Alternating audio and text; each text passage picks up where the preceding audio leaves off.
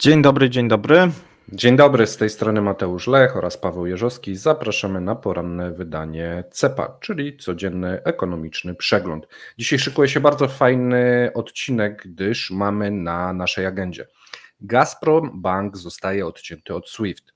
Kredyty droższe, wynajem droższy, znany w Polsce schemat na turbodoładowaniu w Rosji. Ograniczenia i koniec wolnego internetu w Rosji. Putin nakazał policji wykazać się bezwzględnością i ostatni, więcej kredytów preferencyjnych dla obywateli. Same smakowitości. A my przechodzimy sobie na początek do paska. Jeżeli chodzi o waluty, bardzo stabilnie od jakiegoś czasu, czyli mamy okolice 99, jeżeli chodzi o euro, rubel, jeżeli chodzi o dolar, rubel, okolice 92, a jeżeli chodzi o złotówkę, ponad 22 zł, tutaj również stabilne, no i można powiedzieć nawet umocnienie tej złotówki. Ciekawie jest za to na ropie, bo te ceny są poniżej już $70 za baryłkę rosyjskiego Uralsa. No, wynika to, że Brent i WTI od 3 tygodni taniało. W czwartek, w piątek mieliśmy korektę, natomiast bardzo nieznaczna korekta tych 3-tygodniowych spadków i dzisiaj na Brendzie i WTI z powrotem wracamy do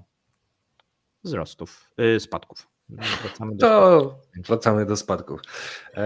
Słuchajcie, zanim przejdziemy do krótkich informacji, pamiętajcie o łapkach, pamiętajcie o komentarzach. Bardzo dziękujemy wszystkim wspierającym i patronom, dzięki którym możemy to nagrywać.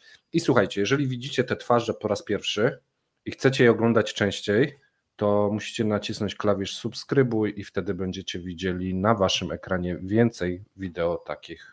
Tak, i jeżeli chcecie nam pomóc, udostępniajcie, wspierajcie na Patronite naszą działalność. Jeżeli dzisiaj się pojawi 300 subskrybentów nowych, ja zgolę brodę na przykład. No niestety nie mam takich możliwości jak Andromeda, tak żeby to zareklamować nasz kanał, ale możecie pisać. Możecie pisać, a my przechodzimy do krótkich informacji, co się dzieje w sercu Rosji. Tak, po raz drugi w ciągu 2 tygodni Rosja ogłosiła gotowość do negocjacji w sprawie Ukrainy. I ja o tym mówiłem w sobotę, odsyłam do dosyć długiego live'a, prawie 2-godzinnego. Mówiliśmy na temat, co obecnie dzieje się w konflikcie i jakie są perspektywy dla konfliktu, jeżeli chodzi o Rosję i Ukrainę i w co gra Rosja, w co gra Ukraina. Jeżeli ktoś nie oglądał, ponad 20 000 osób oglądało, może również obejrzeć. Tak. Natomiast jeżeli chodzi o Niemcy, w zeszłym tygodniu już były przecieki, że pieniądze skończyły się na pomoc dla Ukrainy. No i koalicja rządząca, w tym Scholz, ogłosił, że podwoi pomoc wojskową dla Ukrainy, czyli dodatkowe 4 miliardy euro i łącznie będzie to 8 miliardów euro w przyszłym roku. No, rozsądnie. Finlandia natomiast przestała, słuchajcie, wpuszczać Rosjan na rowerach przez granicę. A w Republice samochodami też nie mogą. Ale to już wcześniej, nie? Ale na rowerach teraz. Teraz już. Na rowerach też już nie mogą, więc jeżeli ktoś by chciał w grudniu z Rosji na rowerze do Finlandii, to nie przyjedzie. A w Republice Czeskiej wszczęto prawie w tym roku 400 spraw karnych za wspieranie inwazji Rosji na Ukrainę. Wydaje mi się, że w Polsce ani jednej nie mamy takiej sprawy. I to jest właśnie ważne pytanie, czy nie ma u nas rozpraw, czy nikt się tym nie zajmuje, czy może tego nie podaje się do publicznych informacji? Znaczy ja nie słyszałem, ale może właśnie są, a na przykład ja nie słyszałem, tak, w jakim sądzie okręgowym. Ja też nie słyszałem. Dajcie znać w komentarzach, czy coś gdzieś słyszeliście. W Moskwie policja dokonała nalotu na przedszkole. Zatrzymało, na początku mówiono o 9 małych dzieciach zatrzymanych. Koniec końców zostało zatrzymanych 6 dzieci. Albo 3 im się zgubiły. Tak dosyć, tak przez kilka godzin rodzice musieli interweniować. No, dosyć ciekawa sprawa. My będziemy o tym opowiadać via Ruski. Tak. Nie ma to jak traumatyzować przedszkolaków, ich zamykając w pierdlu. To jest po rosyjsku. Rosja. Tak, władze francuskie przestają dostarczać Ukrainie broń ze swoich arsenałów, aby Kijów zaczął kupować broń od francuskich producentów kosztem specjalnie przydzielonych środków, powiedział minister sił zbrojnych kraju Sébastien Lecornu. Jeżeli dobrze go... To jest dobra informacja w mojej ocenie dla Ukrainy. No bo... Tak, bo dostaną nowoczesną broń najprawdopodobniej, tak, ale na jakiś preferencyjny kredyt czy coś takiego, tak? Tak, będą mogli kupić prawie wszystko, co będą chcieli, a nie na zasadzie takiej macie i się cieszcie, bo to jest za darmo. A te środki wiemy, że Ukraińcy w tym momencie mają. Jak będzie w przyszłości, to może być różnie, o tym mówiłem właśnie w sobotę, ale na ten moment mają. Dosyć ważna informacja jest z Tadżykistanu, ponieważ w Tadżykistanie skończyła się benzyna i są bardzo duże problemy, jeżeli chodzi o benzynę, olej napędowy i Tadżykistan oczekuje od Federacji Rosyjskiej zniesienia zakazu eksportu paliw i zwiększenia swoich kontyngentów. Zobaczymy, jak to pójdzie. Na razie widzimy, że tutaj pomiędzy Rosją a Tadżykistanem dosyć taka nerwowa sytuacja. A ja bym na miejscu Kazachstanu powiedział, słuchajcie, pomożemy. Tadżykistanu czy Kazachstanu? Ale na miejscu Kazachstanu bym powiedział do Tadżykistanu, słuchajcie, pomożemy. Okej. Wiesz co, no prędzej Iran.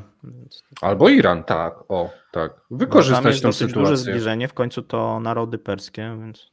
No, czemu nie? Rosyjskie Ministerstwo do Spraw Sytuacji Nadzwyczajnych rozpoczęło ewakuację Rosjan ze strefy Gazy i tu nie dodałeś, ale ja to doczytałem dzisiaj rano, bo czytałem o tym artykuł, po miesiącu równo. No ale większość już jest w Kairze, z tego co wiem, czekają na jakiś samolot. Czyli musieli sami sobie poradzić z wydostaniem się, a jak już są w bezpiecznym Kairze, to ewentualnie wyślemy tam po nich jakiś samolot. Bardzo fajnie. Mamy wypowiedź zwierzchnika rosyjskiej cerkwi prawosławnej, który powiedział, że rosyjska populacja wzrośnie jak za dotknięciem czarodziejskiej różdżki i wezwał do karania za nakłanianie do aborcji w całej Rosji. Słuszna koncepcja. I to się dzieje. Na pewno się uda. Rząd nie rośnie ta czarodziejska różdżka, ale te zakazy... Znaczy populacja miała rosnąć, nie różdżki. Ale też nie rośnie. I nie będzie rosła, bo będzie podobny odzew kobiet jak u nas, więc myślę, że to nie ta droga. Rząd chce zakazać swobodnego zbierania orzeszków piniowych. To jest jeden z moich ulubionych zakazów. Zakaz zbierania orzeszków. Myślę, że nadałby się równie dobrze możesz, tu. Tylko musisz firmę zarejestrować, jak chcesz zbierać orzeszki piniowe teraz. Ciekawe, czy kiedyś jak będzie trzeba puszki zbierać w Rosji, to też trzeba będzie mieć firmę, czy to będzie legalne? Może tak być, być. Tak luzem to tak nie za bardzo. No ale ten nadzór może być tutaj utrudniony. No tak. Słuchajcie, Rostat odnotował, o tym mówiliśmy wczoraj, ale pojawiły się dzisiaj z poniedziałku nowe odczyty nowego tygodnia. No już mamy 7%. Mówiłem już wcześniej, że prawie tam było 6, nie? Z 6. Bardzo szybko to rośnie. Więc mamy 7, wszystko wskazuje, że będziemy mieli na koniec grudnia idealnie tyle, ile ministerstwo rosyjskie zaprogramowało i podało 7,5. Natomiast no tutaj widzimy, że jaja i kurczaki są liderami drożyzny. Federalna Służba Antymonopolowa została wezwana na pomoc. No jak na razie jeszcze nic nie udało się, pomimo że mówili, że się udało. Więc nie. Nortonix, dziękujemy serdecznie za wsparcie. A ja przechodzę do ostatniej informacji, takiej krótkiej, czyli Transnefti podniesie taryfę za pompowanie ropy o 7,2% w przyszłym roku. I tu jest to dosyć ciekawa informacja, gdyż ten przesył no to też wpływa na cenę, nie? No, oni powiedzieli, że wcześniej podnieśli o 5, teraz o 7 i inflacja. No tak. 7%, nie? A tu wychodzi inaczej. Słuchajcie, przechodzę do informacji takich poważniejszych i dłuższych. Gazprom Bank najprawdopodobniej zostanie odcięty od SWIFT, czyli od tego systemu płatniczego międzynarodowego, ale skoro nas oglądacie, to wy na pewno wiecie. Pętla zaciska się o kolejne milimetry. Tym razem Europa kieruje swoją uwagę na Gazprom Bank. Po odcięciu od systemu SWIFT kilka rosyjskich banków nie mogło już pobierać opłat. W dużej mierze to Gazprom Bank obsługiwał i przejął te transakcje między Europą a Rosją. I wydaje się, że powoli zbliżamy się do domknięcia i tych drzwi. Członkowie Parlamentu Europejskiego przyjęli uchwałę nakładającą sankcje na Gazprom Bank, jego spółki zależne, a także członków zarządu i kierownictwa.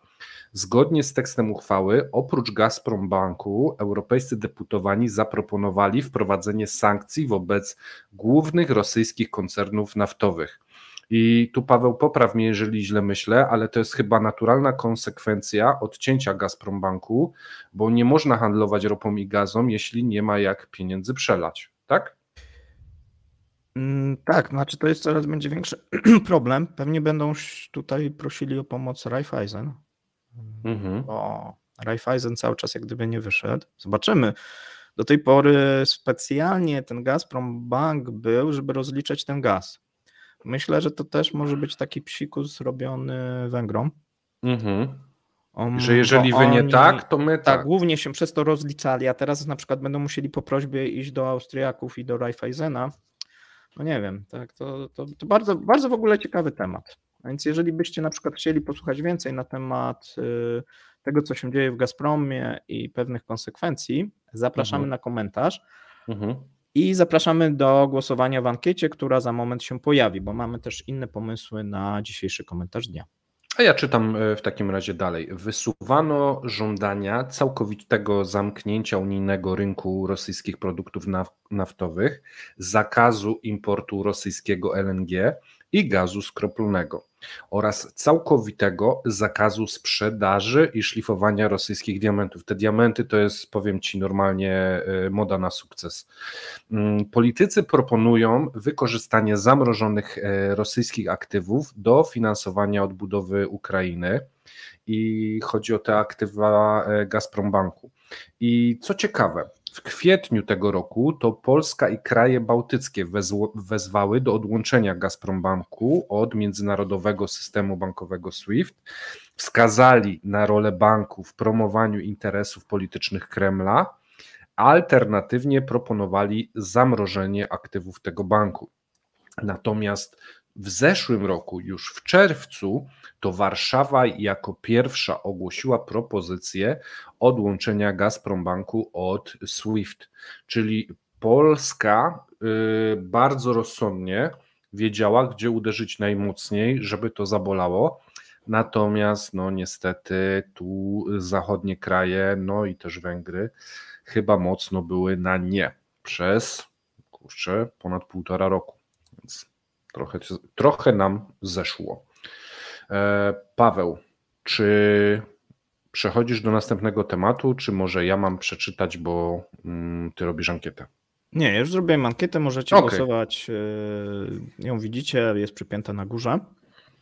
Możecie, tak jak tutaj już piszecie, zacząć lajkować, często się pytacie kiedy, po kilku minutach od uruchomienia programu, to pewnie jest najwygodniejsze dla algorytmu.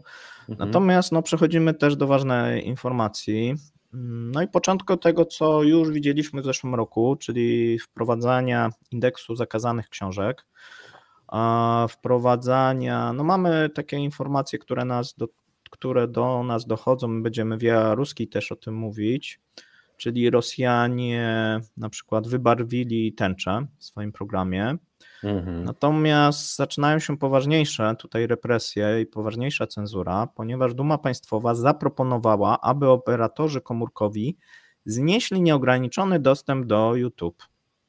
Według nich zmniejszy to zużycie i sprzętu, i prądu. Myślę, że mają rację, tak jak będzie W ogóle ja myślę, że tak zakazać wszystkiego, to jest ten kierunek. Ministerstwo Rozwoju i Cyfrowego jednocześnie zapowiedziało, że w Rosji będą blokowane VPN-y i inne narzędzia oraz inne systemy, które stanowią realne zagrożenie dla bezpieczeństwa federacji. Ministerstwo wyjaśnia również, że obchodzenie ograniczeń informacji, do których dostęp został ograniczony przez prawo, stanowi zagrożenie dla bezpieczeństwa funkcjonowania internetu. Można, myślę, że też jakiś wyrok dostać. Wcześniej Roskomnadzor ogłosił plany samodzielnego blokowania stron internetowych zawierających szkodliwe informacje oraz informacje o metodach obchodzenia blokad w Rosji. Ministerstwo Transformacji Cyfrowej poinformowało, że firmy, które współpracują z VPN-ami i napotkały problemy i awarie w działaniu takich usług, powinny skontaktować się z Roskomnadzorem w celu usunięcia blokad. Czyli jak cię zablokowali, bo nie możesz działać, no to żebyś się skontaktował, żeby potwierdzić, że nie możesz działać. Tak, bo oni ci powiedzą, tak, sprawdzimy, ale nie możesz. Więc... I myślę, że to jest początek. Pamiętajmy, że są te wybory marcowe. Jeżeli chodzi o ograniczenie internetu, będziemy widzieć na pewno sporo, ale największe takie, myślę, i represje, i cenzurę po wyborach. Dlaczego? No właśnie o tym moglibyśmy powiedzieć w komentarzu. Jeżeli zadecydujecie, że ten temat dzisiaj wygra.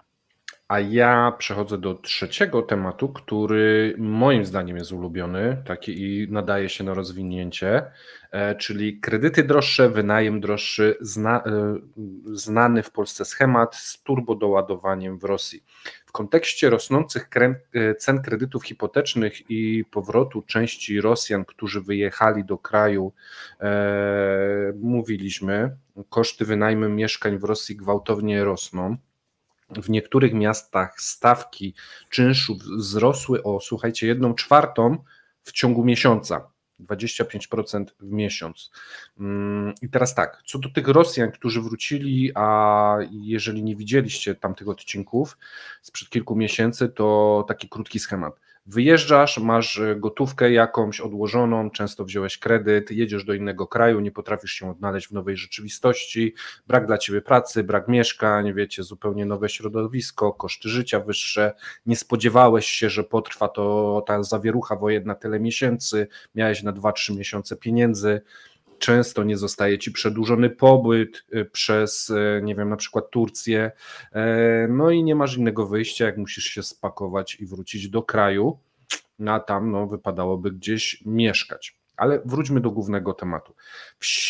Średnio w całym kraju ceny wynajmu mieszkań jednopokojowych w ciągu miesiąca, samego września, i tu mamy o średniej, wzrosły o 7% do 20 000 rubli miesięcznie, co jest powyżej najniższej pensji rosyjskiej, która tam wynosi około 18 000, więc tu kawalerka, wynajem kosztuje więcej średnio.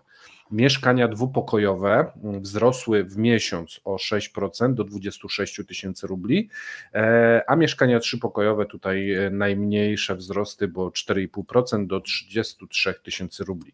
Natomiast w Moskwie jest grubo, gdyż koszt mieszkania jednopokojowego wzrósł o 12%, dwupokojowego również o 12%, a trzypokojowego o 7% i to tylko w miesiąc. To wyobraźcie sobie, jak ten trend się utrzyma przez kilka miesięcy.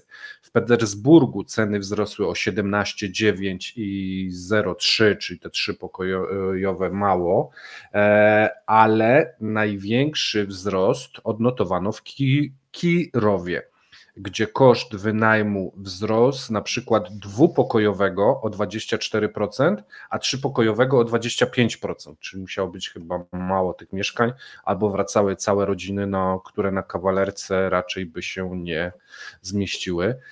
I co to jest za mechanizm? Stawki czynszu nieruchomości zaczęły konkurować ze stawkami kredytów hipotecznych i mieliśmy dokładnie taki sam schemat w Polsce. Gdy raty kredytów zaczęły rosnąć, to czynsz z wynajmu, ta opłata za wynajem też zaczęła rosnąć, gdyż ktoś, jeżeli ma mieszkanie na wynajem, na kredyt, to musi sobie to zbilansować. I wyobraźcie sobie, że macie kredyt, rata wam urosła razy 2, a za chwilę już wiecie, bo stopy procentowe rosną, że będzie razy 3. Możecie, i macie tylko jedno mieszkanie, nie mówię o tym pod wynajem, możecie próbować je sprzedać, nawet ze stratą, pal licho, ale żeby uwolnić się od tak dużego kredytu i uciec przed toporem niewypłacalności, no i ruszacie na rynek najmu, bo gdzieś musicie mieszkać. A tam tysiące ludzi z takim samym pomysłem, co wy, i właśnie rozpoczyna się licytacja, kto może więcej zapłacić za wynajem nowego lokalu.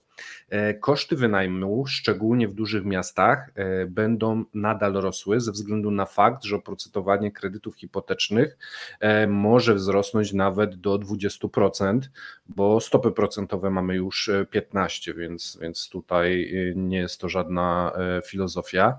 Wynajem jest opłacalny, gdy kosztuje o 40% mniej niż miesięczna spłata kredytu hipotecznego i tak mówią tam specjaliści od najmu nieruchomości, a tego jeszcze nie osiągnięto. Spłata kredytów hipotecznych wzrosła dwukrotnie, a to oznacza, że już na ten moment czynsz może wzrosnąć, taki najmu, o 40 do 60% teraz, a jeżeli dobijemy do tych 20% kredytu hipotecznego kosztów, no to będzie jeszcze drożej. I skończy się tak, że ludzi nie będzie stać ani na zakup, ani na wynajem. No bo jeżeli już kawalerka jest powyżej najniższej pensji, no to jeżeli ktoś tam zarabia troszeczkę ponad najniższej, to on już nie będzie miał co z sobą zrobić. Nie wiem, co o tym sądzisz, Paweł. Armia czeka. A, no tak, tam wikt i opierunek do końca życia. Ale podobno się ostatnio zaczęli coraz bardziej opierać, więc to może być powiązane. Pamiętajcie, mamy ankietę, w tym momencie najpopularniejszy temat to kredyty droższe, więc pewnie o tym powiemy, chyba że zagłosujecie inaczej, na przykład na Gazprom, no to wtedy o Gazpromie. A teraz przechodzimy do następnej informacji. Tak. Putin. O czym mówisz? Tak. Tak. Jeszcze powiedzmy dzisiaj o Putinie tak na końcu, bo wszyscy czekali. Tak. Putin. Na niego, więc powiedzmy, co nowego pan Bowa powiedział. Tak. Niedawno mieliśmy święto w Rosji, a dokładniej Dzień Oficera Spraw Wewnętrznych. Tak, jest takie święto w Rosji. Rosyjska policja powinna zapewnić stabilność w kraju, wzmocnić walkę z ekstremizmem i wykazać się bezwzględnością w swojej pracy, powiedział prezydent Rosji Władimir Putin w gratulacjach z okazji Dnia Oficera Spraw Wewnętrznych. I tu cytuję dalej. Dziś wraz z pojawieniem się nowych zagrożeń dla bezpieczeństwa narodowego w dynamicznie zmieniającym się świecie, wymagania stawiane całemu personelowi MSW poważnie rosną. Oznacza to, że każdy pracownik musi wzmocnić pracę w powierzonym mu obszarze i w pełni wykorzystywać istniejący potencjał operacyjny, proceduralny i techniczny. Zdaniem Putina rosyjskie społeczeństwo tego wymaga od nich. Mają chronić i wspierać, a państwo wysoko ceni ich służbę i zamierza podwyższać poziom gwarancji socjalnych dla funkcjonariuszy policji i służb i ich rodzin.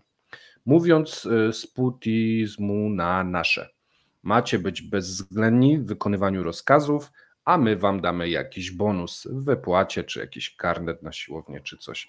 Według projektu budżetu federalnego, który jest obecnie zatwierdzany przez Dumę Państwową, w przyszłym roku rosyjski rząd zamierza wydać w ramach bezpieczeństwo narodowe i egzekwowanie prawa rekordową kwotę 3,38 biliona rubli, czyli o 163 miliardy rubli więcej niż w roku teraźniejszym. Więc kasą posypią, żeby się dobrze pracowało. Paweł. No posypią. Słuchajcie, powoli zbliżamy się do końca. Patrzę na tą ankietę, czy nadal w tym momencie kredyty droższe, no głosujecie za cenzurą. Więc chcecie, żeby zakaz interneta i represje były w Rosji. A więc 134 głosy, z czego ponad połowę, 51, uzyskała cenzura. No więc cenzura i represje, które czekają Rosję. Zamykamy głosowanie o 10, tak? Nie, teraz już zamykamy. Aha, okej. Tak. Teraz już zamykamy i przygotowujemy się do komentarza dnia. 50% jest za cenzurą, 41% za Gazpromem, 7% za kredytami.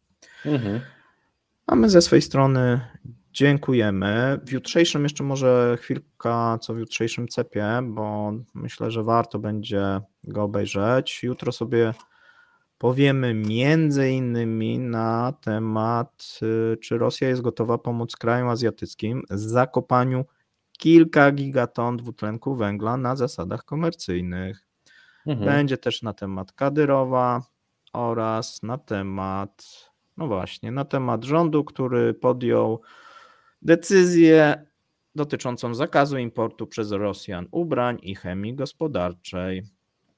Coś takiego mówiliśmy, okazało się, że ktoś to obejrzał i stwierdził, że to świetny pomysł. Ale to już jest końcówka. Zapraszamy na dzisiejszy komentarz, zapraszamy na jutrzejszy cep. To już jest końcówka, jak nas oglądają, Paweł, bo odetną im YouTube'a. Tak? Skończą mi się już dobre odcinają pomysły. w Stanach, widziałem, bo przerywa. No tak. Przerywa dosyć mocno, w Rosji też przerywa, no więc tylko będziemy mogli nadawać chyba na Polskę. W Polsce, Zobaczymy. tylko na Polskę. I może jeszcze może na Czechy. A my ze swojej strony, słuchajcie, dziękujemy jeszcze raz, zapraszamy na dzisiejszy komentarz na 17, zapraszamy na jutrzejszego cepa. Trzymajcie się, cześć. Cześć.